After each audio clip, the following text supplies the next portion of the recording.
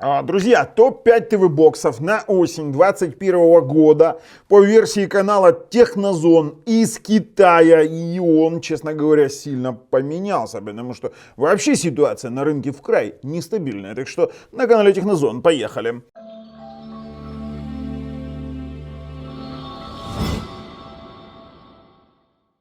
Привет, дорогие друзья! Вот такая вот ситуация. Топ-5 до $50 полностью перекроился. Само собой, перекроились все остальные топы, но об этом тут вопрос не ведется. Тут ведется конкретно разговор, вернее, разговор не ведется. Да, разговор не ведется. Так вот, здесь ведется разговор конкретно о ТВ-боксах до $50 из Китая. И я вам скажу перед тем, как мы начнем, хочу сказать, что ссылки на все ТВ-боксы и на все обзоры ТВ-боксов лежат в описании под видео. А также под видео есть ссылка на розыгрыш ценных призов и подарков, вернее, на условия. И плюс, я думаю, что подписавшись и нажав колокольчик, вы не пропустите дальнейшие наши такие самые полезные видео. Ну а мы начинаем.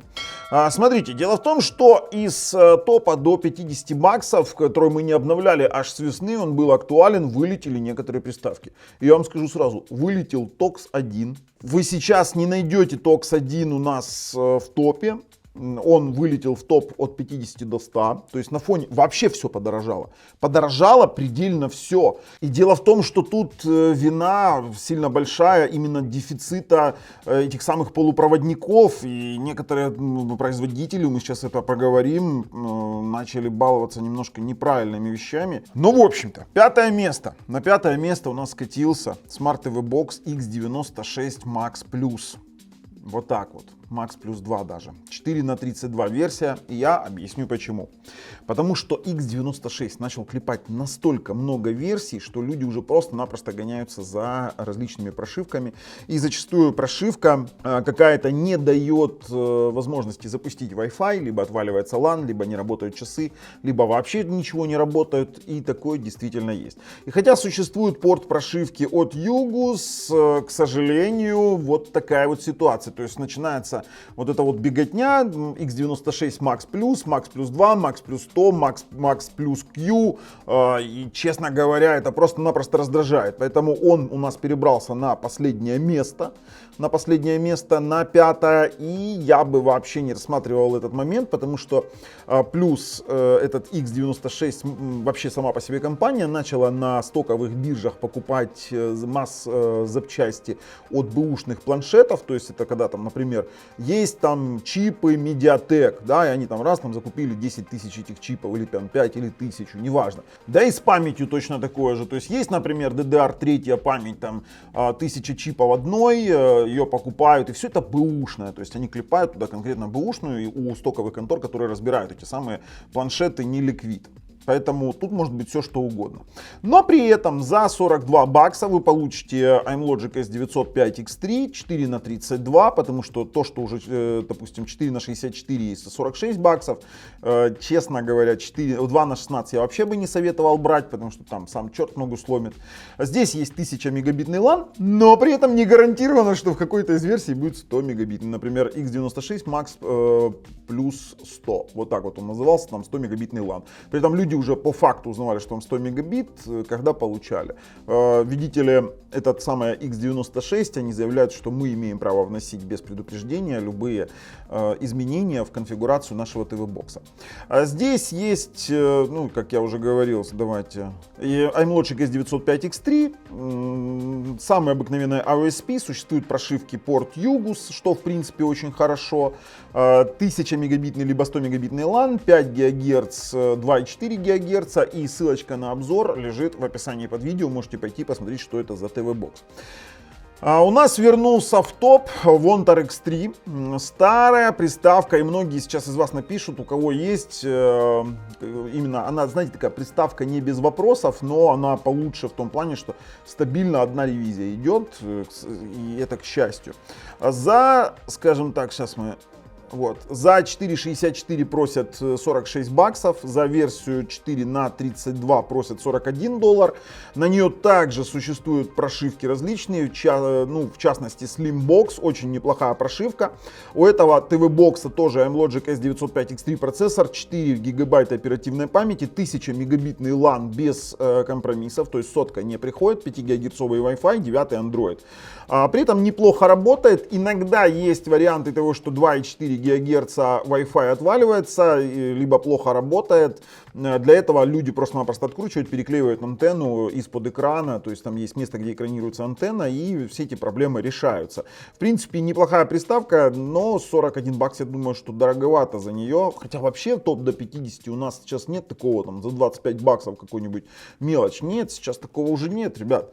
Поэтому до 50 баксов мы имеем вот такой вот момент. X3, тоже ссылочка в описании под видео. Достаточно неплохая приставка, серьезно вам говорю, но тоже советую брать 4 на 32. Тягает спокойно YouTube, тягает спокойно, допустим, торренты и плюс, хотя, слушайте, бывали моменты, когда на нее колхозили охлаждение. В принципе, как и на любую приставку, бывают такие тоже моменты. На третье место у нас TX9S. И я, честно говоря, удивлен, слушайте, а что нет ее дешевле? Да ладно, слушайте, вот это цены, конечно. Ну-ка, сейчас Tanix TX9S, европейская, чайная. Ну вот за 37 есть. Вот давайте я размещу за 37 баксов, потому что за 40 это уже занадто. Это уже чересчур много. Но за 37 баксов вы получаете Amlogic S912. Это 8-ядерный процессор. Правда 2 на 8, но мы уже показывали в своем обзоре, почему эта приставка интересна для торрентов. Она просто работает, а после того, как появилась новая 12 Slim, на нее 12.1, по-моему, не помню, то есть это вообще стала бомба. То есть на Android TV вы купили под нее пультик, и она тягает торренты через 1000 мегабитный LAN, у нее есть HD звук в пробросе, да, именно в пробросе. И действительно, очень хорошая приставка, очень много положительных отзывов, хотя попадаются единичные отрицательные, люди, не разобравшись, что с ней делать, как ее прошить, что вообще она из себя представляет и для чего нужна. Здесь сразу говорю, нет YouTube 4К 60 FPS, он ее не тянет, он тянет только 4К 30 FPS, но это конкретно приставка фильмовая. Я вам серьезно говорю, тягает она. И вот я действительно хотел бы попросить своих подписчиков в комментах написать, кто у нас является счастливым обладателем TX9S для IPTV, для, допустим, того же YouTube, для тех же фильмов с раздачей вообще идеально подходит. И что самое интересное, что на последнем вот этом Slimbox появился системный автофреймрейт, тоже идеально работающий, поэтому вот реально рекомендую. Вот реально рекомендую, информацию по Slimbox ищите на FPDA, либо в телеграм-чатах, то есть это шикарная приставка. Обзорчик у нас есть, ссылочка на проверенного продавца в описании под видео. А на втором месте у нас S9 Max, тоже на него есть Slimbox, и это S905X3, достаточно, знаете, достаточно стабильная приставка, без сюрпризов, просто 5 ГГц, 2,4, кстати, забыл сказать, что в TX9S только 2,4 ГГц Wi-Fi, и мы об этом тоже в своем обзоре говорили. А вот здесь вот у нас такой момент, что из Китая, если покупать S9 Max 4 на 32, он обойдется 42 доллара, и действительно приставка со сторонней прошивкой тоже неплоха, это однозначно неплохая приставка, стабильно, практически не греется. S905X3, 4 на 32, либо 4 на 64, 4 на 64. Это 2 на 16, 4 на 64 в продаже нет, 2 на 16 не советую брать. То же самое у нас здесь хорошо работающий Wi-Fi 5 ГГц, но здесь LAN сотка, но стоит он выше, чем, допустим, тот же самый X3 Vontar и X96 Max, потому что у него нет тех детских болезней и исправлять практически ничего не нужно. То есть мы столкнулись именно с этим, я сначала к ней с недоверием отнесся, а потом после того, как появились сторонние прошивки, очень даже ничего зашла. И на первое место у нас вылез A95XDB, или как она, нет, она AX95DB, вот так вот. На нее существует прошивка от Yugus, то есть у нас в первых ревизиях была проблема того, что они между пластиной охлаждения и радиатором нет термопрокладки. Последние ревизии идут уже конкретно с этой прокладкой. И настолько взвешенная классная приставка получилась, она практически 50 долларов, 49,93, если будет дешевле, найду. Тоже размещу в описании под видео, то есть там обязательно будет ссылка на проверенного продавца. Также есть у нас обзор, есть прошивка на порты от Yugus. То есть действительно до 50 баксов я бы советовал брать конкретно эту приставку, либо TX9S. Вот мне как бы вот две приставки, чисто для меня, если брать, эти две приставки из топа до 50 баксов из Китая очень даже заходят. Это для любителей либо OSP, либо, ну имеется в виду прошивок на чистом Android, либо на Android TV, допустим, через порт от Yugus. Тоже отличный ТВ-бокс, вы можете посмотреть наш обзор. Из того, что не вошло в топ, но мы могли бы посоветовать, это для любителей Netflix, конечно же, самый обыкновенный Mi TV Stick, да, он только для Full HD решения, но в нем есть сертификация Netflix, есть 1.8 и для IPTV, в принципе, достаточно нормальный такой стик. Хотя вот не нравится мне. Вот, не нравится, тоже ссылка в описании под видео, как и обзор. И Mi Cool KD1 вылетел из топа. Во-первых, цена $48. Во-вторых, поддержки мы так и не дождались. HDR фикса нет, как допустим, для Mi Cool M6 Deluxe. И вот как имеем, что имеем. Поэтому он из топа вылетел. Вне топовый у нас Xiaomi Mi TV Stick.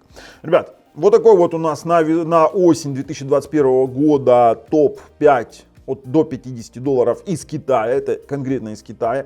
Если вы считаете, что есть какие-то еще нормальные варианты, то, конечно же, пишите в комментарии, будем рассматривать, тестировать и будем уже выносить наше решение. Ну, а если нравится то, что мы делаем, ставим пальцы вверх, если нет пальцев вниз, обязательно подписываемся. С вами был Бабл на канале Технозон. Пока.